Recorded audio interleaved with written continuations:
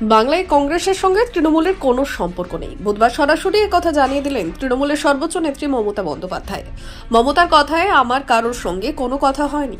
আমার প্রস্তাব প্রথম দিনেই প্রত্যাখ্যান করেছে। আমার সঙ্গে কারো কোনো আলোচনাও হয়নি। অ্যাবসলিউটলি মিথ্যে কথা।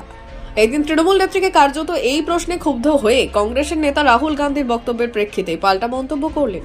মঙ্গলবার গুয়াহাটিতে রাহুল বললেন, আমাদের কংগ্রেস তৃণমূলের যে আসন বোঝাপড়ার প্রক্রিয়া রয়েছে তা চলছে, তার ফলাফল আসবে। ওই বিষয়ে আমি এখানে কোনো মন্তব্য করব না। তিনি আরও বললেন, মমতাদের সঙ্গে আমার ব্যক্তিগত ও দলের সম্পর্ক খুবই ভালো। হ্যাঁ, কিছু ক্ষেত্রে এই রকম বিতর্ক হয়। আমাদের কেউ কিছু বলে দেন, ওদের কেউ কিছু বলেন, এটা অস্বাভাবিক নয়, কিন্তু সেসব বিষয়ে আসন বোঝাপড়ার ক্ষেত্রে বাধা হয়ে দাঁড়াবে না। বুধবার বর্ধমানের প্রশাসনিক বৈঠকে যাওয়ার আগে তৃণমূল নেত্রী মমতা বন্দ্যোপাধ্যায়কে ওই বিষয়ে প্রশ্ন করা হলে দৃশ্যতই ক্ষুব্ধ মমতা জানিয়ে দেন, বাংলায় কংগ্রেসের সঙ্গে তার কোনো সম্পর্ক নেই। সেখানেই না থেমে তিনি বললেন, এই যে আমাদের রাজ্যে আসছে, আমাকে তো একবারও বলেন। উল্লেখ্য, আগামীকাল উত্তরবঙ্গ দিয়ে রাহুলের ভারত জোড়ো ন্যায় যাত্রা বাংলায় প্রবেশ করছে।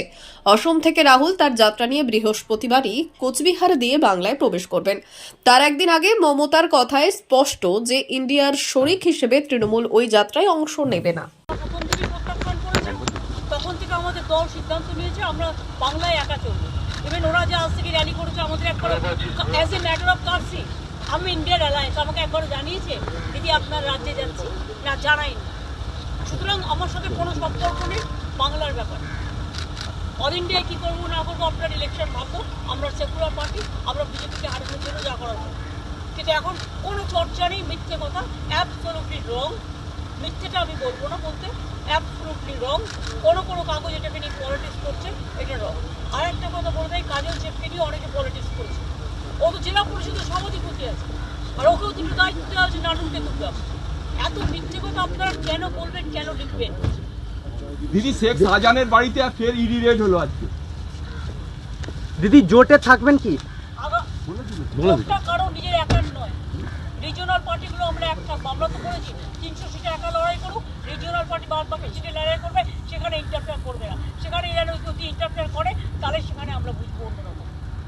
আর কালকে তোমার বাড়িতেও রেড হবে। ব্যুরো রিপোর্ট, উত্তরের প্রহরী।